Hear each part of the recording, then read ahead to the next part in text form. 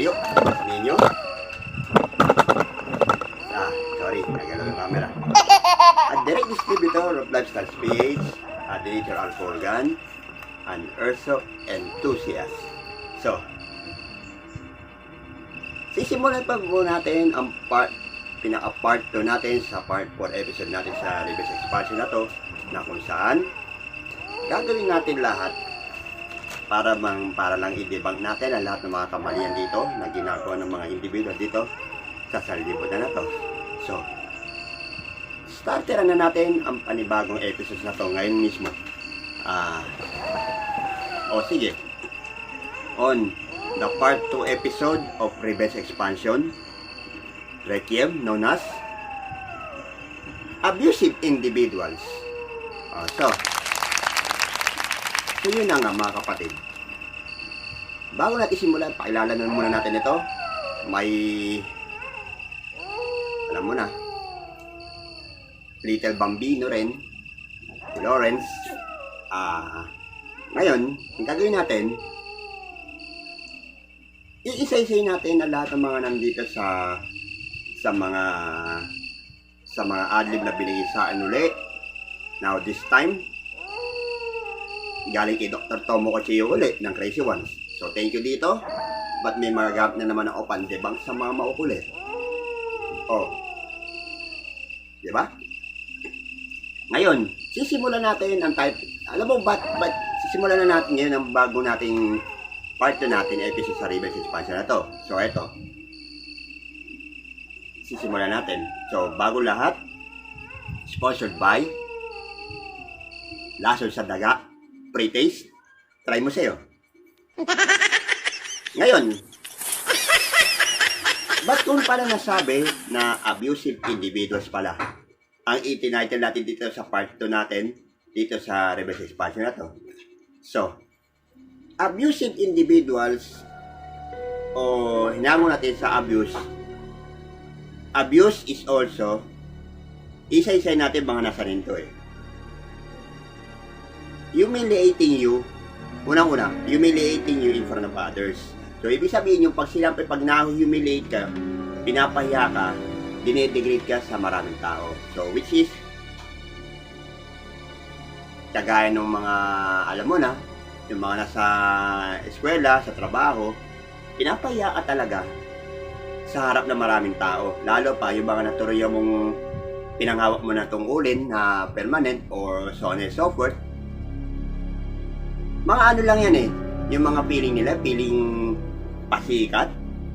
So, ano ba pairamdam ng mga katulad nitong mga to kapag yung mga mukha nila na nakita sa viral photos na galit na galit, mahampas kaya ng TV, hampasin kaya yung TV na mga manonood kapag nakita ng lahat ng mukha nung gumagawa ng hindi maganda. Oh my God! Tiger! Oh my God! Oh my God! Tiger! Tiger! Oh my God! My God! Oh my God! Yan, kaya wag mong gagawin yun. Huwag natin gagawin yun kasi bad yun, di ba? Wag daw natin gagawin ang mga bagay na hindi kaaya-aya sa paningin ng mga nasa paligid natin. Ang mangmanghiya ng kapwa mo. Agreed? Good. Sunod. Invading your personal space and boundaries. So, yung tinatawag natin yung sinasabi natin, buhay na sarili nila dapat nilang pakialaman, hindi yung buhay ng ibang tao. Na kung saan, wala kaming pakialam kung magtutuwad ka dyan, mag-ano ka dyan. Basta, kami, yung ibang mga tao na nananahimik na namumuhay ng marangal, huwag nilang tinatarantado, huwag nilang pinakikailaman.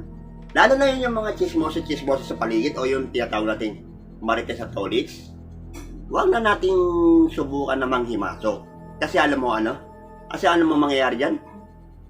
Trouble lang ang hanap mo dyan pag ginawa mo. Manghihimasok ka ng buhay ng ibang tao. So, huwag po nating ugaliin na Basta wag lang po natin ugaliin na manghimasok ng buhay ng tao ng manghimasok ng buhay ng iba. Tapos. So, sunod dito, constantly criticizing you. Yan.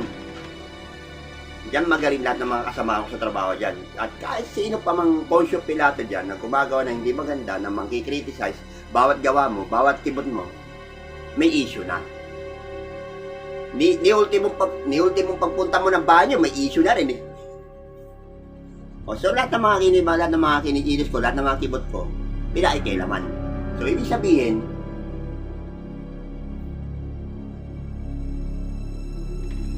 mali ang ginagawa mo dyan kasi alam mo kung bakit? Magmumukha ka lamang na muning, panatap.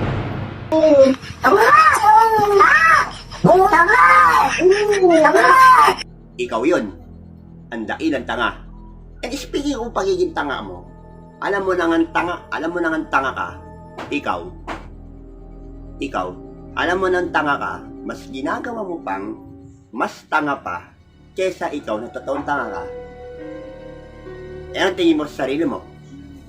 Maestro. Tanga! Tanga! Tanga! Tanga! Tanga! Tanga! Tanga! Tanga! Tanga! Tanga! Tanga! Tanga! Tanga! Tanga! Tanga! Tanga! Eres un grandísimo estúpido! Di ba bad yun? Yung ginagawa mo pagiging tanga? So, huwag natin ugaliin na mangkikritika sila ng kapwa mo. So, ibig sabihin, etong advice, nasa talata ng Biblia to. Bago mo tanggalin ng puwing ng mata ng iba, yung puwing ng mata mo mismo ang una mong tanggalin. Getching mo na. Keber. Next. Making you feel like the full one. Yang katulad nyo. Alimbawa ko, graduate ako ng BPA, graduate ako ng mga collegiate courses, tapos kayo lang itong yung mga graduate na senior high lang. Tanga na ginagawa nyo kung gago. Ano palagay nyo sa akin? Huwag ganon. Huwag mong ginagawang siraulo lahat ng mga tao na nagtapos na. Lalo pa, yung mga graduate ng mga pagka-masters, doctor's degree, or so on and so forth. Hindi lahat ng tao ginagawa mong tanga. What more nga, o yung Panginoon na nasa langit hindi mo kayang gawin tanga yun baka ikaw pa ang gawin tanga yun Alam mo, yung mga ganyang klaseng karunungan nyo na yan, tatlong bagay na pinagmulan yan. Hindi sa Diyos nagmula yan. Sa maalaman, sa sanlibutan, sa Diablo. O, diba? So, wag natin gawin sarili natin huwag niyong ginagawa yung mga kapwa mo na gago. Kasi hindi naman ako katulad mo, hindi naman sila katulad mo na kaya mong paikuti sa palad mo. Tapos.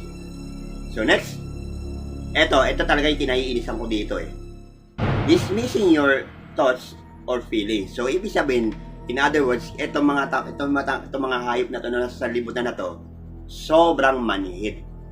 Talagang manhid nga O, diba? Ano bang ibig mo sabihin doon?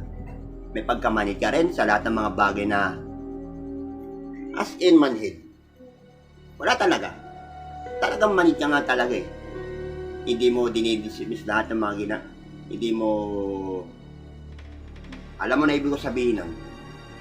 Wala kang pakialam sa mga nararamdaman na iba. Kasi masyado ang selfish. Sarili mo lang iniintindi mo. Lalo pa yung pagigisain mo sa mahalin ng pakinabang, sugapa. Hindi mo naman madadala sa alam mo, pagdating ng araw pag-uukom, lahat ng mga pinaggagawa mo ng ganyan, susulitin mo sama. Tapos. So, next this, making your doubt yourself. Kagaya mo, ginagawa mong lahat ng mga bagay, ginagawa mong doubtful mo sa sarili mo. Lahat ng mga pangarap mo sa buhay na maging successful, ginagawa mo, nilalagyan mo ng yung tinatawag natin benefit of a doubt, which is pang out of this world naman. So, ano palagay mo sa sarili mo? Kaya Yung mga ganyang klaseng mindset na yan, yung utak mo na yan kasing kitid lamang ng hibla ng buhok o ng molecule ang pag-iisip mo na yan. So, in other words, utak mo may ubo.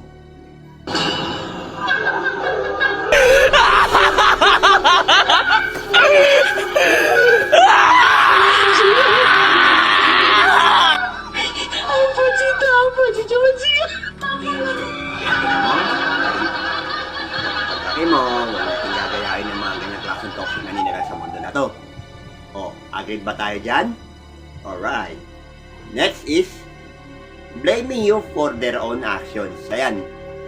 Kagaya ng ginagawa ng mga kasama ko sa workplace na to. Pagka may kapalpaan na ginagawa, pag nabubuko na sila pa may ganang magalit, isisisi pa sa ibang tao,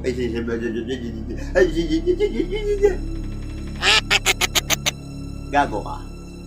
Ang lakas naman yata ng trip mo na ikaw na nga nito gumawa ng kapalpakan sa sarili mo, tapos isisisi mo pa sa ibang tao, particular sa akin, at sa iba pa. Ano? Para ano? Para gumanda, para maging malinis ang tingin mo sa sarili mo? Ganun ba? No. No, you don't. Kasi malaking kasalanan mo na ginawa mo, ikaw gumawa ng kapalpakan, tapos sa ibang tao mo sisihin. Para ano? Ginawa mo lang na scapegoat yung ibang tao. So, pues, mali ang ginagawa mo na yan. So, kung ako sa'yo, tigilan mo na yung mga ganyang mga pag-aamali mo at ikaw, magsinungaling ka man hanggang gusto mo, but in the end, you will take responsibility for your own actions. Agreed? Good. So, next is using sarcasm to hurt you. Oh, ibig sabihin nun, lahat ng mga sarcasm kasi ginagamit sa kapwa para maapanakit. So, yun ang yung pinaka-degrading na bagay na ginawa mo sa tanang buhay mo. So, eto, sasabihin ko, lahat ng mali, lahat ng klaseng panggagawa mo ng sarcasm, which is nakakasakit ka din sa kapwa mo. So, etong advice ko sa inyo, huwag ka masyadong maging sarcastic sa kapwa mo. Dahil hindi bagay sa iyo, dahil hindi lang basta hindi bagay sa iyo, nakakapanakit ka na ng ibang tao. So, kung ako sa iyo, tigil mo na yan. Tapos, so last but not least, controlling every aspect of your life. Ayan, sasabihin ko sa iyo, hindi lahat ng bagay, yung ginagawa mo na yung pagkokontrol mo sa mga aspeto ng buhay ng ibang tao. Lalo, ikaw pa yung naturingan na inialal na, alam mo, na team leader, ganun. Hindi maganda yung ginagawa mo, lahat ng mga bagay kaya mo kontrolin. Mangmamanipula ka pa ng ibang tao, manggagastig ka pa ng ibang tao. So, ibig sabihin, hindi maganda yung ginagawa mo. At, bukod pa riyan,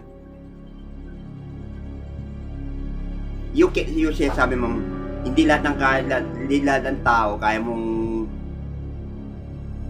kontrolan papa mo dahil may mga iba-ibang isip mga yan.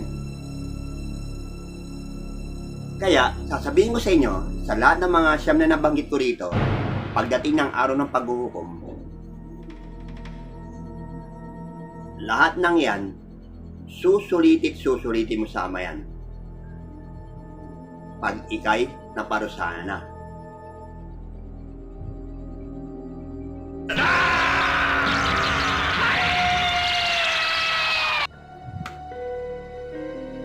So yun na yun.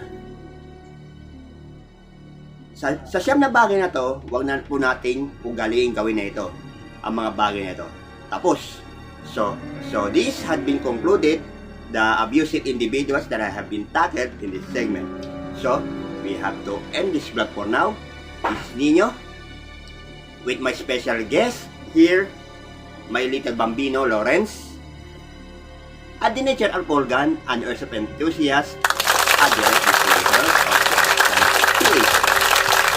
So, like and subscribe sa lahat ng mga panibago natin, mga beats natin dito sa Nino Survives Remake, pellet gun reviews, reverse scraps, anything but white t-shirts. So, December, malapit na po mag-December, malapit na naman mga bagong mod, marami na naman makukuha natin, mga bagong models natin na mga pellet guns na springers dyan sa Bodega Sale, Airsoft Stores Manila, na kung saan natin pwede ko i-vlog ulit. So, sit back, relax, and enjoy the show. See you around. God bless.